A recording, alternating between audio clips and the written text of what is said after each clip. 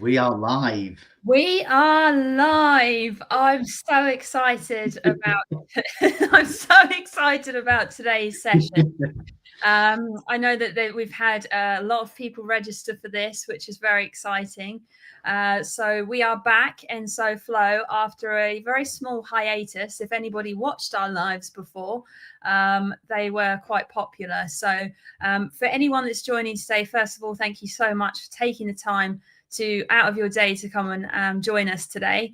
We've got a lot of value here and a lot of things to get through. There will be some time at the end for a Q&A.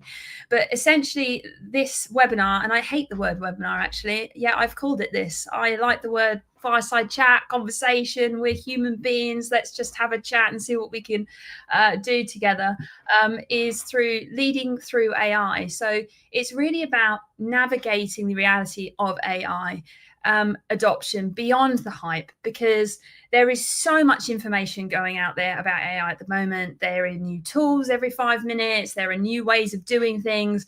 You know, the government yesterday partnered with OpenAI, which is huge. We'll get on that. We'll talk about that a bit later on, but it's huge news. And what it means is that I don't think businesses, can sit back, or anybody can sit back and go, I don't need AI in my business, or, do I really need to learn this? It is time to become AI ready. But what does that actually mean? Yeah, agreed. And so we've done, and I think we mentioned in our event, lots of kind of conversations with people, our lives, feedback we've had from that, various events that we've attended. And the key element for us is the human in that. There's a mass rush for just adopting AI as it is, and we're going to get into some of the statistics and run through this as we go through the webinar. But really, what we're trying to get across is the human AI interaction and the complementary nature of that, rather than the replacement nature, which seems to be one of the overriding kind of themes and fears. But we'll talk about that a bit more as we go through. Yeah, exactly. And just before we do that, actually, because you probably might be thinking, like, who are these two people that are on here? Oh, we're on the same page. Why should you listen to us? So I won't bore you with my CV and run down everything I've ever done in my life. But I've spent 15 years building businesses. I've got 2 exits. I've been a CMO and COO for a NASDAQ listed tech. I've built many tech companies, and I have seen firsthand this issue, even before AI was even properly, a thing that everybody could use. So I've seen this. I've been on the ground. I've also a career coach. So I speak to employees working in businesses every day, and they're saying the same thing. I don't know how to use AI, or I feel overwhelmed by it. I don't know how to implement it. Leaders are saying the same thing. So that's hence why we're here today. Yeah, and my side, I've been around slightly longer than Elle, as you can probably tell from everything about me. So I've been in data for about 30 years, data analytics background, data protection and governance background for the last sort of 9 to 10 years as well. And I've seen both sides, basically. So the need to use data properly and get value from it, but equally make sure that we do it in the right way and protect it. And then AI has come along. It has been around for many, many years in terms of automation, decision making, but now this kind of explosion of availability of models to consumers is sometimes an overwhelm. And getting the strategy right and getting the adoption right and understanding the right tools in the context of ethics, data, best practice, governance is my bag. And I've worked financial services, manufacturing, media, energy and utilities, over that 30 plus years career of in this space. So hopefully that gives you a bit of understanding about who we are and why we're here, and some confidence in our backgrounds and our knowledge, especially in this space going forward. All right, let's get into it. Let's jump into it. So, from the first slide, we've done some research. We started to have a look at the agenda here as we go through it. So there's obviously, we're going to run through what is the uncomfortable truth, and we'll start with some statistics. We'll start looking at then the fatal flaws that we have found throughout the conversations that we've had. We'll touch on the fears that no one wants to admit, and then how do organizations and teams kind of dispel those fears and start leading through that uncertainty and trying to get the best out of their teams and the technology and adapt the right technology. We'll touch on and talk about what makes those teams then AI ready. How can you make sure that allaying of fear transfers into better productivity and output and efficiency from your teams? Talk about the collaboration elements, so working together both with the tools and with teams internally in your organizations to make sure everybody's brought along on the journey. Then talk about the bit that's really kind of pertinent and in our hearts is the human competitive advantage. What do we bring to the table in this world where people are talking about AI replacing basically everything, right? And then from that, we'll give you some key takeaways, and we'll touch on our 5-point framework as well that we hope will bring some value about how you can go about encompassing all that into a strategy that will at least get you along the way and get started. Yeah, absolutely. Let's roll into the uncomfortable truth, because it is something that I'm very keen to talk about. I will do, except of course the beauty is our slides seem to have stopped working, which is not helping. So let me just redo that. So while we do that, let's just talk a bit more about why we're here. And yeah. I love a tech glitch. I love it. Me through and through. Do you know what though? This makes us human, right? Because if anyone was sitting here thinking we were two AI robots, they now know that we're definitely not. definitely not. Oh dear. Yeah. So let's talk about the uncomfortable truth. So I have seen firsthand, like I said, as a career coach, also working in tech firms, speaking to founders and leaders over the last couple of months in particular, that there is this race to scale. We seem to be on a train going at 200 miles an hour, out of control. I need AI in the business now. I've seen this, from employees that speak to me, their leaders are saying we need AI, but no one actually knows how to properly use it, right? Because you can't just use AI if you don't know how to prompt properly, or how to input things into the system. Like if you're not putting the correct data in and the correct information in, then you're not going to get the correct information out. So just to give you a specific example, when we talk about content marketing, if you just say, please write me a post about leadership, right? How large language models work is they work off predictive results. So they're not actually thinking, right? They are looking at all of the most predictable information where people talk about leadership, and then it spits it out. Now, if you think you're the only one writing that into ChatGPT, then you are very wrong. There is also thousands of other people saying the same thing. And so therefore, what happens? You get the content that looks absolutely the same. And not only does that affect your credibility and your reputation, because now people are thinking, are you even a thought leader? So there are a million different ways to get around that. One of those is creating a custom ghostwriter that knows your voice and knows how you speak from all of the ideas and things that you've inputted into it. But you can do that. And you can also still use your own voice, because like I've always said about, AI, it isn't about replacing people and humans, because it can never replace that critical, element. It's just allowing and enhancing us in ways where we can do things more efficiently, or we can do more of the creative stuff.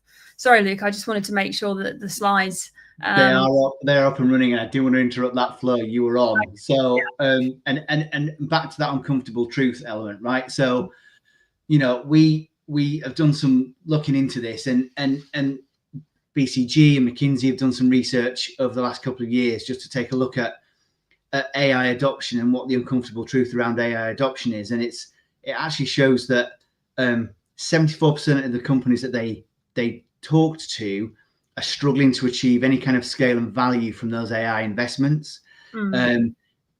And that kind of is counterbalanced or supported by the fact that only 26% of those are developing the necessary skills and capabilities internally to kind of drive the benefit and scaling from their AI investments. Now, AI adoption has, as we've said, kind of gone through the roof. 78% of those companies were sort of saying, yeah, we've got some AI in our business, which is slightly up from 2024, but they're all failing. So that's 74%, of those companies are not getting any value or scale from it. And that's because, as we've already touched on, it isn't just a technology problem. It's a leadership, change management, human problem about getting the companies to understand that implementing this technology without AI data literacy, helping bring the whole company along, not creating any divisions between those that have and those that don't, is where the success will come from any AI projects and initiatives. Exactly. So, and it's like anything. If you take this back to like even, you're going to hire somebody, right? Or you're going to put a marketing campaign out. If you don't have a plan and a strategy in place to, I guess, safeguard that outcome or get the outcome that you want, what will the outcome be? It will likely fail. We see this in hiring all the time, where hiring managers don't have a plan. They don't know how to hire the right people. They don't put the right advert up. They attract the wrong people. Then, it's all a complete mess, right? And these hiring practices don't work. And that's because there's no strategy in place. And this is what we're seeing on the AI side. So I think, there's a lot of companies selling the shiny, amazing solution in terms of these tools. And, I have seen many companies be victim to this, where they say, we've got this problem. Okay, our salespeople are not making enough sales, or our marketing isn't bringing enough marketing. I know, I'm just going to go and buy another tool and it will solve all my problems. When actually, you actually have to make a plan and actually set that tool up and make sure it's a success, and have ambassadors in the team to drive it and have the team's buy-in. And if you don't have any of those things, then you're just not going to get the result.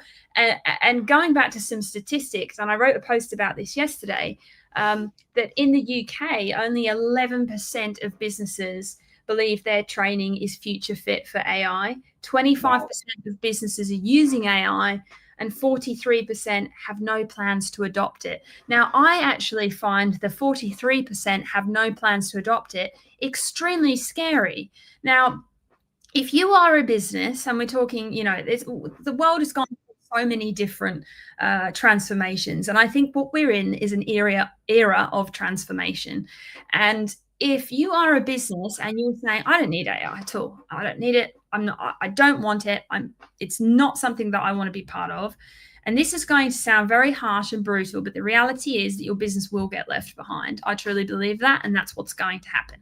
So if you it doesn't mean that your whole business is AI and that's all you ever do, but it's about embracing it and utilizing it in a way that works for your business, but not being too stubborn to say, no, I don't want this, when actually, it's the future of work. Yeah, and I think that leads us quite nicely on to kind of the next element, which is, what are those fatal flaws in adoption, right? So most of the strategies are failing because they're based on a whole heap of assumptions or just guesswork, right? Or just, I want AI in my business, right? We've both had multiple conversations with people who said, I want 40% of my business to be AI. Which 40%? I don't care, 40%. Okay, suddenly you can already see there's a flaw in the strategy, right? Immediately from the off. And it's because we need to understand and ask the question, like, what is the problem we're trying to solve? And is AI the right tool? It might not be. It might be some other less complex automation that might still do the thing. But it's understanding how the AI tools can help drive the efficiency and to solve those problems.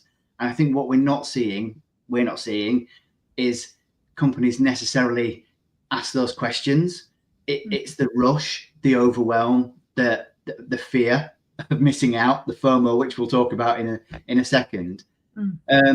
And so, you know, again, we've done some research, some IBM Enterprise AI research has kind of had a look at the top 5 challenges, and it is understanding what is it that you're trying to do. So what's the problem that you're trying to solve, right?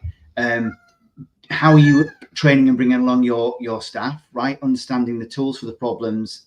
Don't underestimate that resistance and fear that you'll get internally. If you don't tell people why you're doing it and for what purpose, just that you're adopting it, you will drive that fear throughout the organization.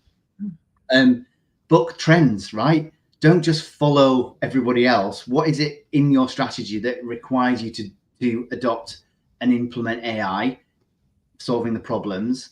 And then, you know, one of the pieces that you're very familiar with, like this implementation of tech without the change management, without the cultural element to embrace change, which of course AI is absolutely going to bring. And then one of my favorites at the end, which is right, deployment metrics, right? How are we actually defining and understanding, and measuring the return on our investment and the value that it's added, and the efficiency increases, etc., from the use of the tools, and the impact on the productivity and the human element. So there's a lot back there, but those are the key ones. Yeah, exactly. And I just want to touch upon that, us underestimating resistance and fear part of this, because I think that I think many businesses are underestimating this within their own organization. And I think it comes back to the simple things. Like if you ask somebody how they feel about it, most times they're just going to say, yeah, it's fine. Right. But are you asking those open-ended questions with your team and making them feel safe enough and having that feedback loop to be able to actually be really honest? Because a lot of people won't open up about how they feel because they're scared of what people will think about them, what their boss will think about them, whether that'll stop them in the future in the organization, and all of these different things. But it's very important to have the buy-in from your team around this, and also see the benefits of that. Because if you set up, for example, if you've got a business, it doesn't matter what size it is, you should be setting up a AI team. Yeah. And you can volunteer to be in this team, and the people within that team will go out and look at tools and look at ways of doing things. And then they will come back to leadership and say, hey, look, actually, there's this part of the business that I think could actually really benefit from this. What do you think? Get people involved. Don't, as a leadership team, just tell them what you're going to do. Actually get the buy-in, get the value from your team members, because as soon as they feel part of something and like, oh, I'm actually contributing to the success of this, oh, this was actually my idea, you're going to get such better outcomes as a business. So that's one thing that I would recommend that you do. And in terms of looking at the tools, what Luke said, go back to the why. You know, why do we need AI in our business? And then identifying the core areas that AI could help you. So look at your business and go, what 2 problems do I really have right now? Is it a lack of sales and leads? Is it marketing isn't generating enough awareness? And then you can look at those 2 things and go, okay, what types of tools could potentially help me in these 2 areas? Yeah, absolutely. And I think if we just flip on, because we've touched on the fears there, definitely. And we've just pulled out some of the statistics from the research that we've been doing. And some of them are quite stark, right? So 30% of workers globally fear AI will replace their jobs within 3 years. I mean, that's a scary statistic from an Indian workforce perspective that shares the job displacement element from AI introduction. The 14% have already experienced, 14% of the workforce globally have already experienced AI-related job displacement. And you know, the fear is permutating throughout everybody. So it's no one believes that they are safe, when actually what we're trying to kind of highlight here is that it's about interacting properly with the tools, understanding the tools, bringing the human back in, and making sure that the human elements of the critical thinking, the creativity, and those other traits that don't live within AI, no matter what everybody tells you about generative, it isn't yet. It exists. So we're still needed. So it's how do you not necessarily displace workers or your employees, but how do you kind of reskill them into a role that helps deliver additional value to your organization? And these are the key fears. We've heard so many people say it to us, right? Will I become irrelevant? Am I too old set in my ways? We've already touched on like the 42% who won't adopt AI, right? That's going to put them behind. And the individuals in those organizations will be feeling that, and they will then be even further behind if they try and come out of those organizations. So there's an onward career risk for individuals. And then, what happens if AI does my job better than me? Well, it might do some elements of your job better than you, but it won't do everything better than you, theoretically, depending on the actual job that you undertake. Yeah, exactly, Nick. And just what you said before about the upskilling side of it, this is exactly it. It's about upskilling your team and the people within your business to be able to be confident and competent in how to use AI, but also automating the parts that really bogs people down. Because every single person, and it doesn't matter what job they're in, has parts of their job they despise, they don't like, but also wastes so many business hours. I was at a business the other day, and just one tool that they were using, which I won't name, but I really don't like the tool at all.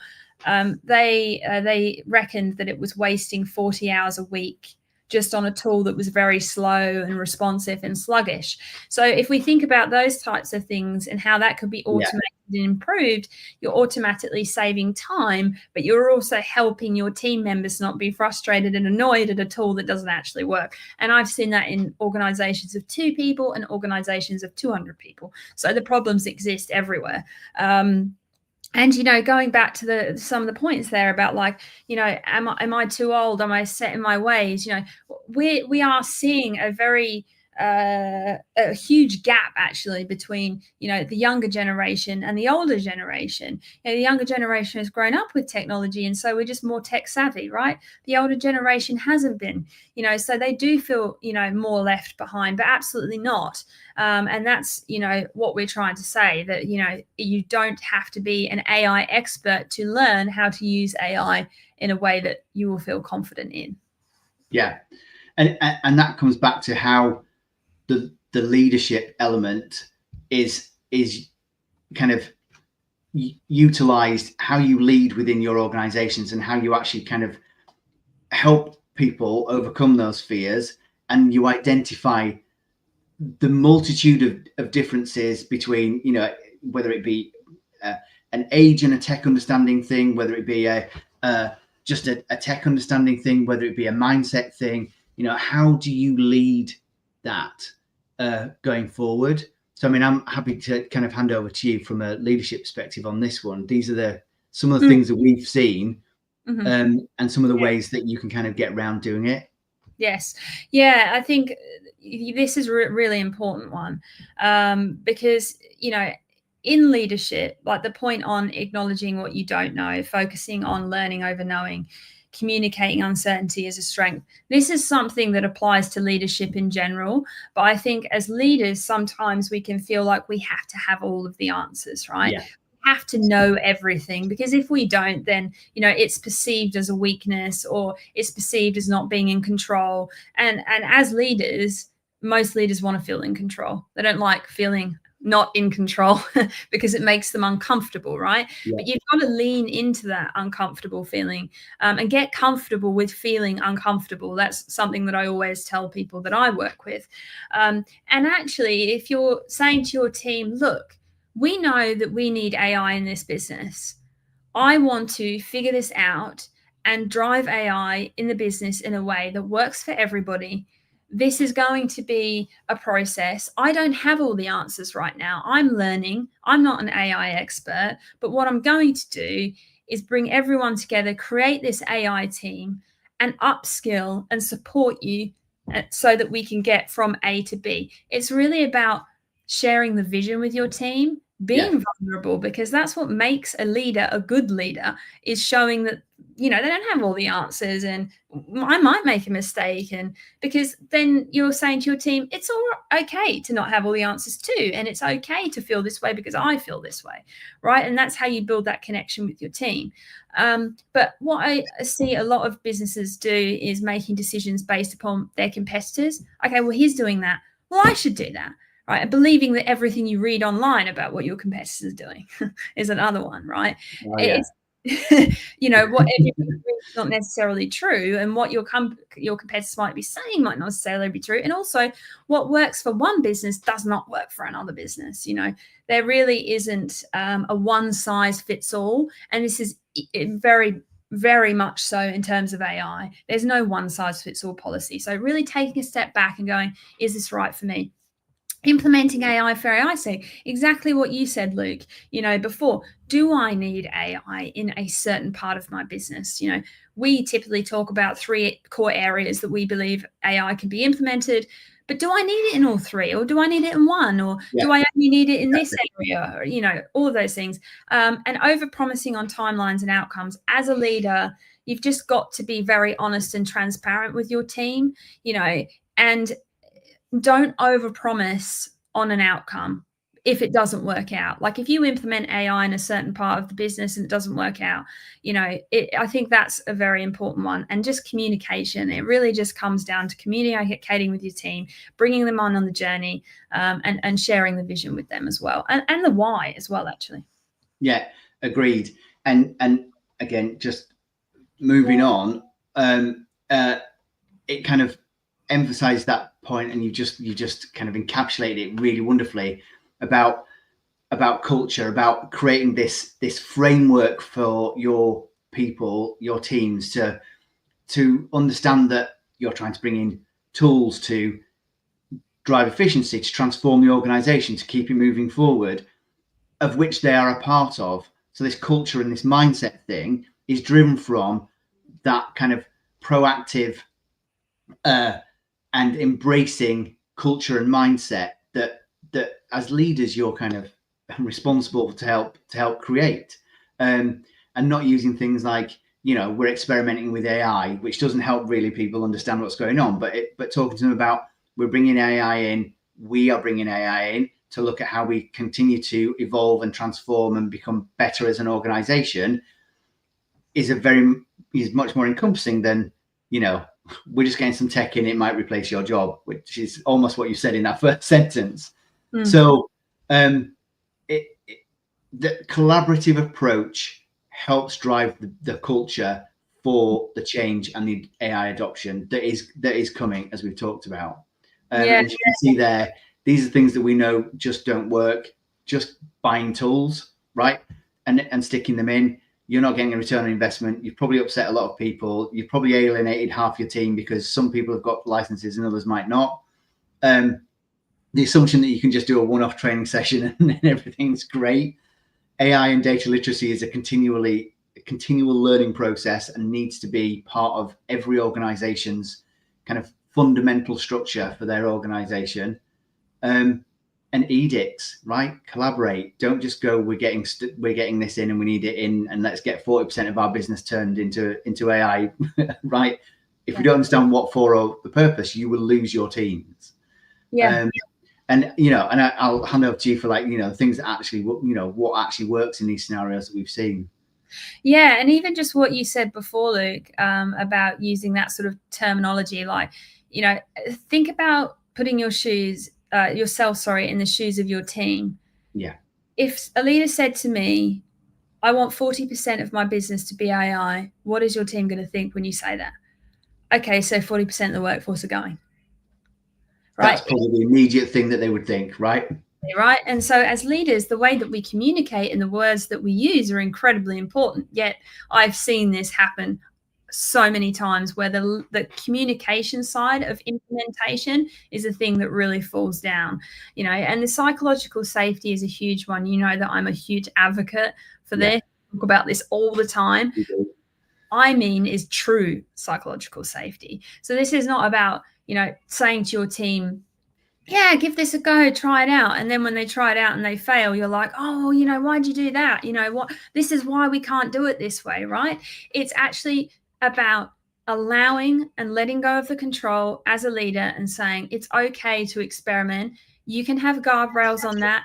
I recommend that if you do build an AI team to experiment, you actually give them a brief or you give them a project specifically to work on. Because what I have seen is sometimes when businesses do build a team to do this, they don't give them any direction. They go, oh, just go off, just do what you like, right? And then everybody's going around in different circles and doing random things. And then when it comes back, leadership's, well, this isn't what we wanted. We wanted this. Well, that's because you communicate it. So, being very specific about that. Growth mindset is a huge one. So, really embracing that curiosity from your team, even if you don't think it's the right way to go, okay? Just because your team wants to do something doesn't mean that you have to do it that way, right? It doesn't mean that we're implementing everything, but it's still about being curious and also, I guess, making them feel good about that suggestion, even if you don't want to use it. Collaboration across different departments is really important to make sure that you have teams working together. So sales and marketing working together, and bringing in the dev team if you've got one, or an R&D team, or whoever it is. Don't have people off in silos doing their own thing, because there's a lot of power in collaborating. And that's what I mentioned before, the small experiments, the rapid learning, and just having a clear connection to what it actually means.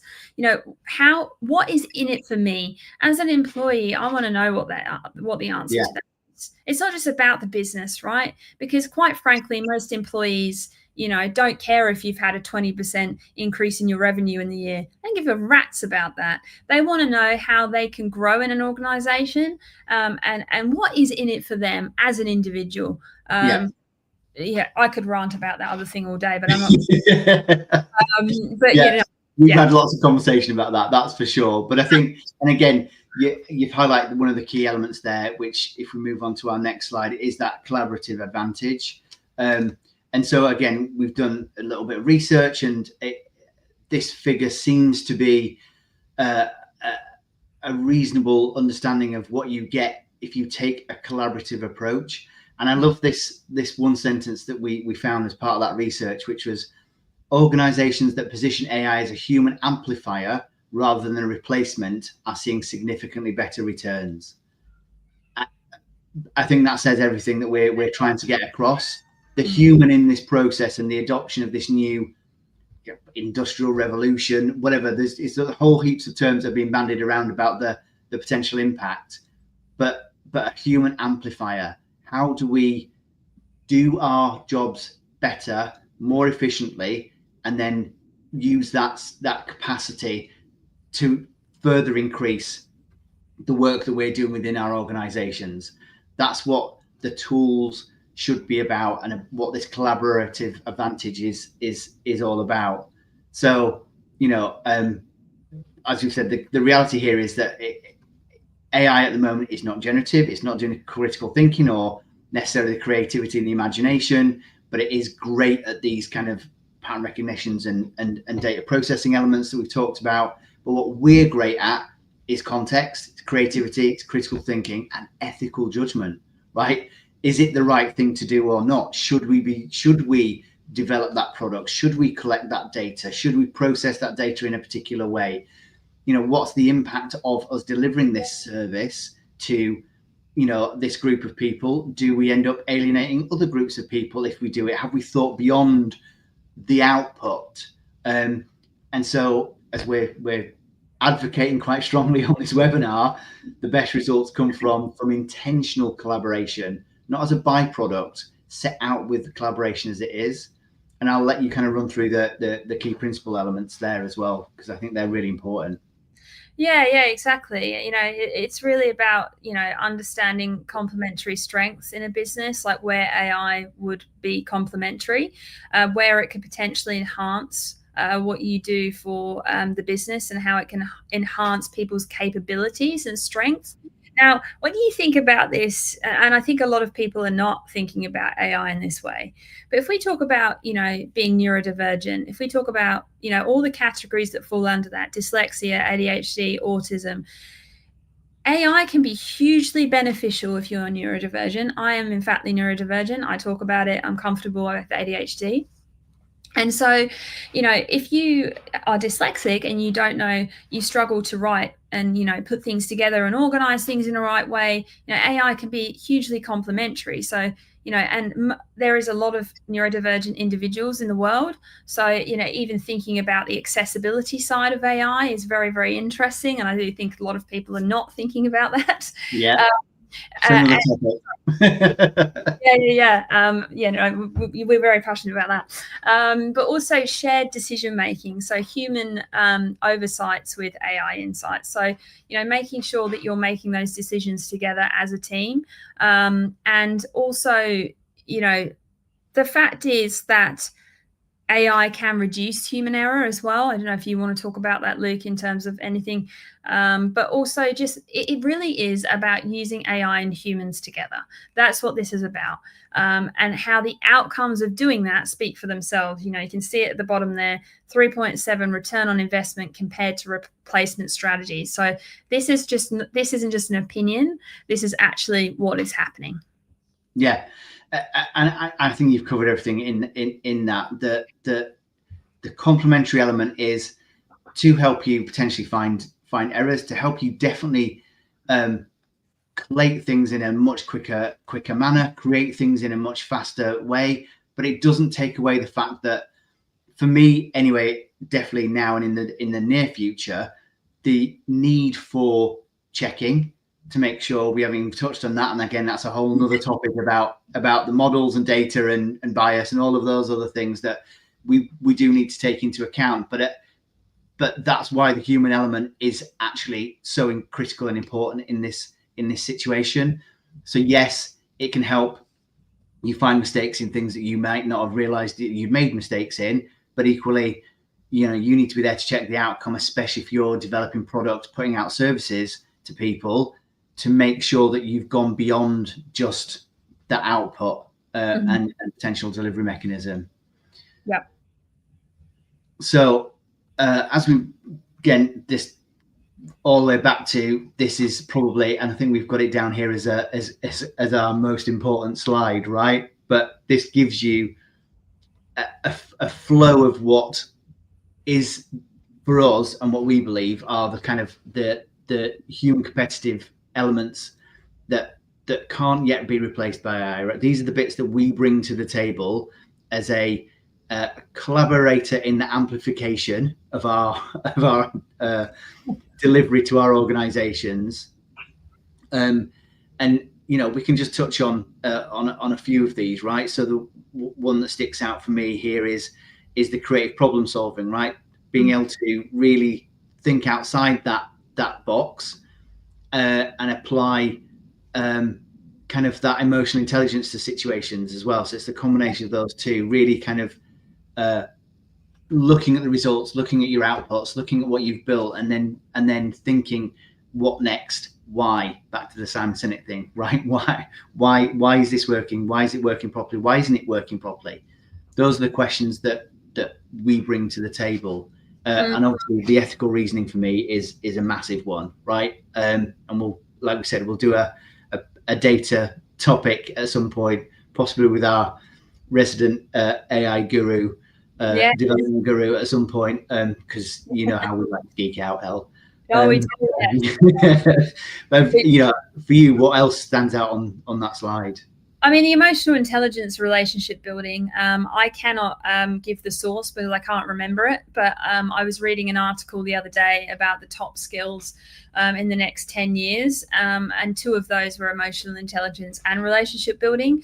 So I think, if you are watching this and you are afraid of what AI is going to do to your job, I'd really hone in on these two skills because they're going to be things that are going to be very sought after in the workplace. And if you're a leader, thinking about, if there's people in your team that need upskilling in any of these areas, to really focus on them.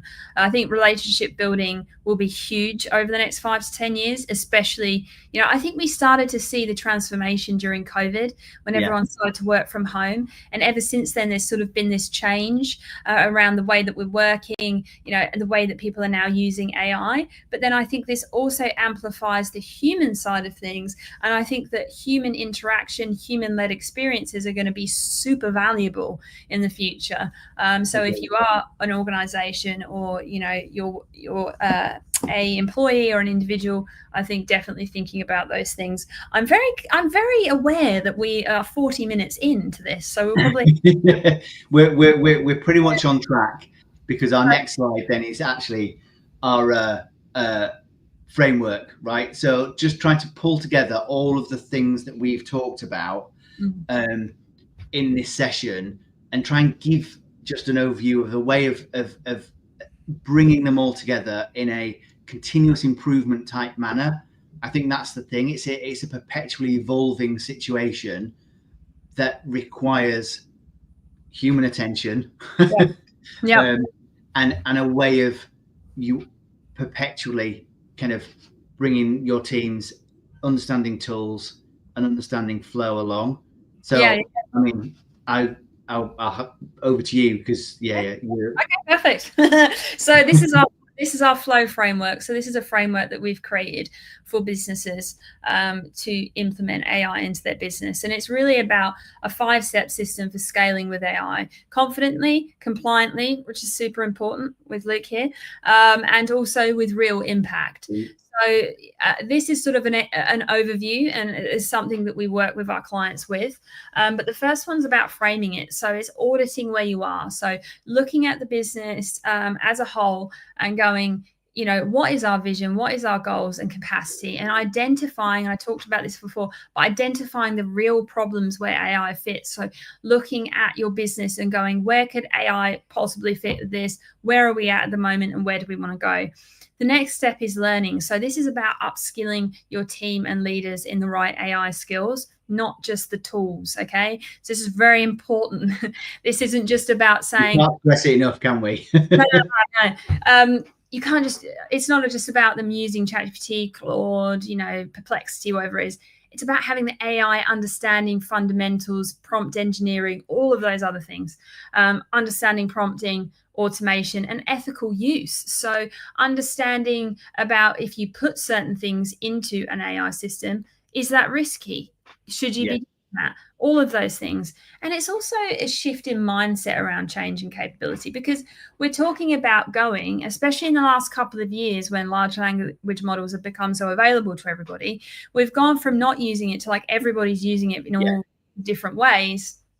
So it's definitely that. And then operationally, so mapping out the use cases around marketing, operations, sales, and implementing quick wins. So having the quick wins so that you can sort of show that it works, but then also working on the long-term structure. And importantly, setting the guardrails. So around compliance, around risk, around security, around governance in the organization, because it doesn't really matter, because a lot of people think, oh, this only applies to me if I work in the financial services industry, or I work in the healthcare industry and I'm in a regulated industry. So why should I care about this if I'm not? In fact, I spoke to somebody the other day who said they don't really care what goes into what their employees are putting into AI. Now, first of all, you've got the issue of IP. So your own IP within a business, you've got client information, you've got data, you've got numbers. Your competitors are also using AI. Also, AI is now being used as a search engine. So a lot of people are basically coming up in AI instead of Google. So there's the other thing, that information could be in there as well. So it's not just about whether you're regulated. It's just, you should be thinking about this. Even in terms of, do your clients know you use AI, and how are you using it? You need to be transparent with them about that, because otherwise their policy might be that they work with people that don't use AI, for example. So then there's a whole issue there. Number 4, so building the systems that connect AI, data, and people, making sure that you've got those systems in place. automating the workflows and integrating with your current stack, because obviously most businesses have a current tech stack. Does it work? No Frankenstein setups, please. Yes. The fifth one is flow. So optimizing and adapting. AI just isn't a one-off thing. It's an ever-changing landscape. It's going to change as your business evolves. Really important to track your ROI usage and adoption, and creating a culture. I can't stress this enough. Creating a culture of experimentation, feedback, and continuous evolution, because AI is going to change. Your business is going to change. So making sure that you have those systems in place. Yeah, absolutely agree with that. And I think then, just as our final one, because we've had a couple of comments, but our key takeaways, right? So hopefully what we've helped to convey today is that it's not all about tool, it's not about human replacement. It's actually kind of this collaboration. So the fact that many of the AI projects that are underway fail is due to human factors, not necessarily technical ones. You've not brought your teams along. You need to help amplify their voice and hone their skill sets that are complementary to your implementation of AI. Back to your point about leadership, right? Acknowledge and address those fears directly.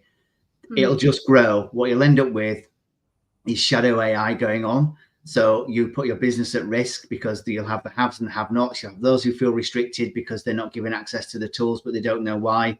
Those that don't have access to the tools and don't know why, as well as those that do. And look at it as a way of transforming. I think that quote back to, the transformation, we're using it to help transform and guide and lead the business onto its next stage, is not just we're experimenting and we'll see what happens, and don't help people understand their place in that whole process. Key one for me: focus on human AI collaboration, not AI replacement. Yes, some jobs will obviously kind of fall foul of the automations, but that doesn't mean that the individuals are necessarily redundant to your organization. Think about how they can be utilized in different ways. And then, our uniquely human capabilities are now becoming more valuable than ever. Relationship building, as you've already said, and critical thinking and emotional intelligence and ethical thought and thinking about output are all critical in this. So I love that last one. Your uniquely human capabilities are more valuable than ever. Absolutely. I love that so much. I think we've got one last thing to talk about. We do, which is this, which I will let you talk about. I'll talk about this just for a couple of minutes. It's not going to be any longer than that, and I won't bore you with the details. But we have a community called Control Shift AI by Enzo Flow. We wanted to have a little bit of a play on the name of the community, and it's really about shifting, into a new era with control, with the right mindset, and with the right capabilities and fundamentals. So we have a free tier to our membership, which is launching on the 4th of August.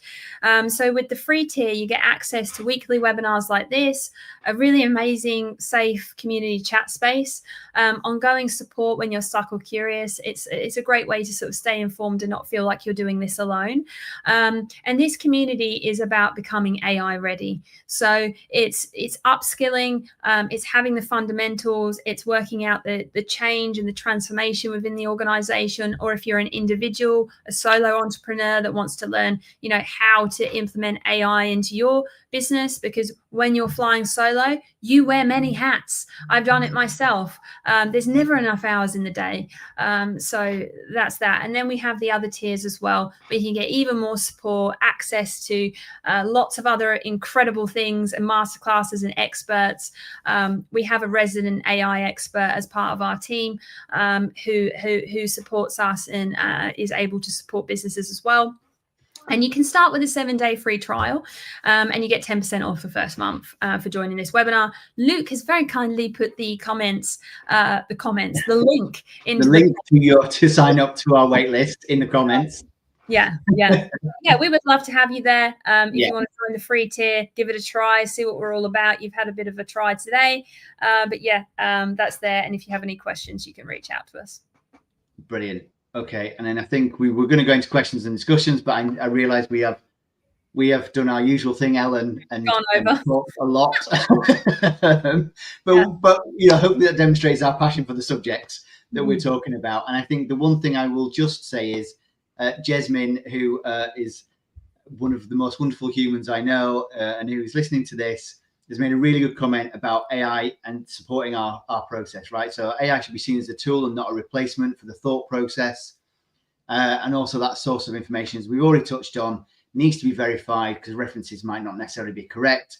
Always verify the outputs. Yeah, Jasmine, I'll see you at the Christmas party as always. So it's not Christmas yet, is it? No. It's a long story. She'll understand. But thank you all for being with us today. It's been fantastic. I know we've run over slightly. We'll be back next week, though. We'll be back next week. We're going to be doing these weekly. So, and the recording will be available. We will load it onto our website as well in the next couple of days. So if you want to watch it back as well. Yeah, brilliant. Thank you, everybody, for being here, and have a good rest of the day and weekend when it arrives.